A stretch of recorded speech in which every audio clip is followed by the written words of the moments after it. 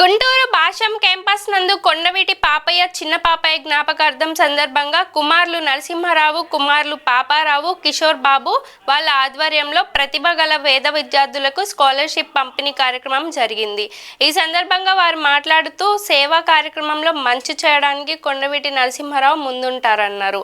చదువుకునే విద్యార్థులకి డబ్బు లేని వారికి సహాయం చేయాలని ఈ కార్యక్రమం చేపట్టాం. మనతో పాటు మన అందరం కూడా బాగుండాలి అనే వ్యక్తి కొండవీటి నరసింహారావు అన్నారు. ఈ సందర్భంగా 42 మంది విద్యార్థులకు స్కాలర్షిప్ అందించడం జరిగింది. మనిషిని ఉన్నతమైన స్థానానికి తీసుకెళ్లేది విద్య మాత్రమే.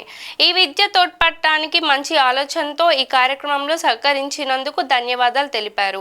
ఈ కార్యక్రమంలో ఎమ్మెల్యే భాష్యం ప్రవీణ్, గల్లా మాధవి, నూతనపాటి తిరుపతయ్య, కొండవీటి నరసింహారావు తదితరులు పాల్గొన్నారు.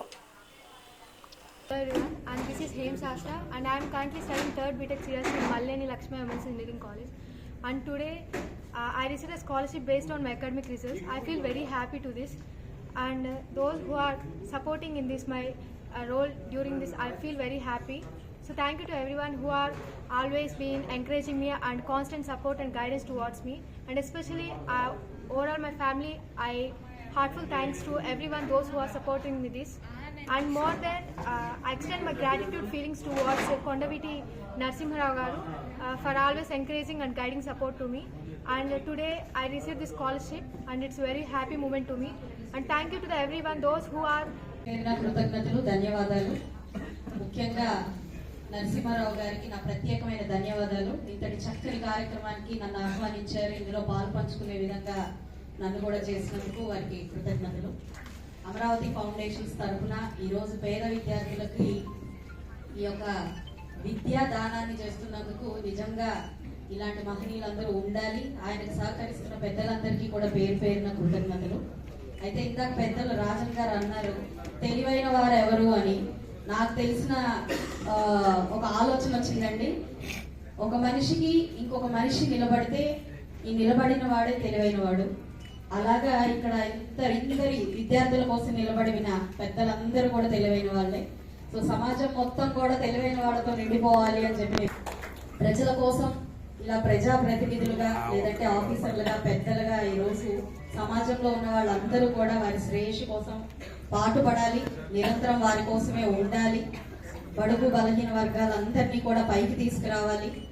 ఒక కుటుంబం బాగుంటే ఆ యొక్క సమాజం ఎలా అయితే బాగుంటుందో, దానివల్ల ఒక రాష్ట్రం, దేశం, ప్రపంచం ఎలా అయితే బాగుంటుందో అదే విధంగా మనం బాగున్నాం కాబట్టి మనం ఇంకొకరికి చేయూతనివ్వాలి. పెద్దలు అన్నారు ఇందాక.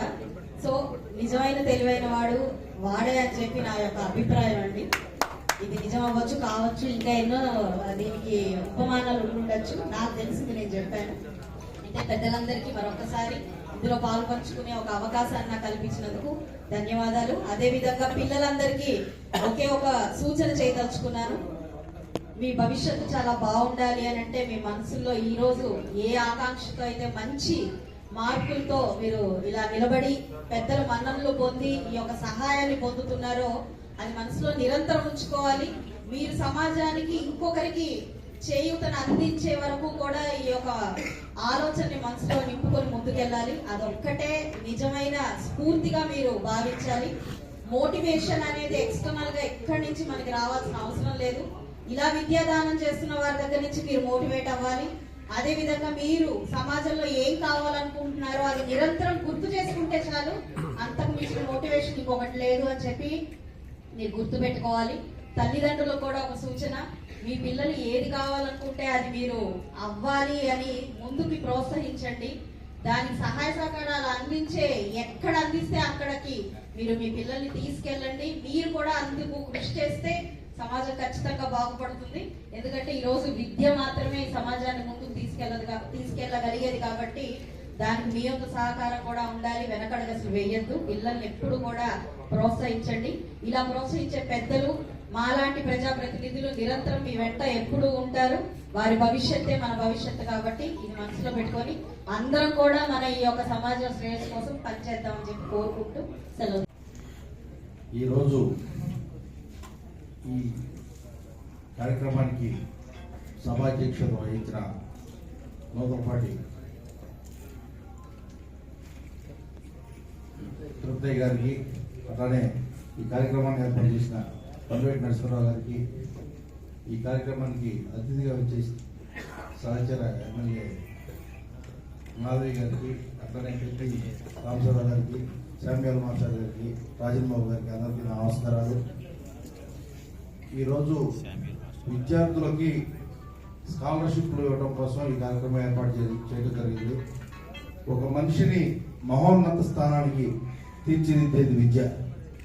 అటువంటి విద్యలో తోడ్పడేందుకు పేద విద్యార్థులకి స్కాలర్షిప్లు ఇవ్వడం కోసం మంచి ఆలోచనతో ఈ అమరావతి ఫౌండేషన్ కానీ లేకపోతే కొండవీటి నరసింహారావు గారు కానీ ఒక మంచి ఆలోచన చేశారు. ఆయన ఆలోచన ఎంతో మందికి స్ఫూర్తిదాయకంగా ఉండాలని, ఇక్కడ వచ్చిన వారికి కూడా ఆ స్ఫూర్తిని నింపాలని కోరుకుంటున్నాను. నేను దాదాపు చిన్నప్పటి నుంచి నరసింహారావు గారు నాకు పెద్దనాన్న అవుతారు, వారిని చిన్నప్పటి నుంచి చూస్తూ పెరిగాను. ఎప్పుడూ కూడా సామాజిక బాధ్యత అనేది ఆయన ఎప్పుడూ పాటిస్తుంటాడు. ఎప్పుడూ కూడా ఆయన దగ్గర ఉన్న దాంట్లో 10 రూపాయల్లో 1 రూపాయి సోషల్ యాక్టివిటీ ఖర్చు పెడదాం, అట్లానే 10 మంది చేత ఖర్చు పెట్టిద్దాం అనే ఆలోచన. జనరల్గా ఎవరికైనా మనం ఖర్చు పెడతాం, 10 మంది చేత పెట్టిద్దాం అనే ఆలోచన మాత్రం మనకు రాదు. కానీ ఆయన 1 రూపాయి ఖర్చు పెడుతూ 10 మంది చేత 10 రూపాయలు ఖర్చు పెడతాం అనే ఆలోచన రావడం చాలా గొప్పదండి. 10 మందిని అడిగి విసుక్కున్నా ఏదన్నా ఇబ్బంది పెట్టినా కూడా అదే పనిగా అడిగి వారి చేత, అది ఆయన కోసం కాదు 10 మంది కోసమే, ఆ 10 మంది దగ్గర 10 రూపాయలు తీసుకొని ఆ 10 రూపాయలని 10 మందికి సహాయం చేయడం ఆయనకి చిన్నప్పుడు అప్పటి నుంచి ఆవిడ అలవాటు. దాదాపు నేను 80 నుంచి చూస్తున్నాను ఆయన్ని. 80 నుంచి నాకు ఊహ వచ్చిన దగ్గర నుంచి చూస్తున్నాను. ఎప్పుడూ కూడా ఆ సోషల్ బాధ్యత అనేది నిర్వహిస్తూనే ఉంటాడు. మార్నింగ్ వాకింగ్కి వెళ్ళినా ఈవినింగ్ వాకింగ్కి వెళ్ళినా కూడా అదే ఆలోచన.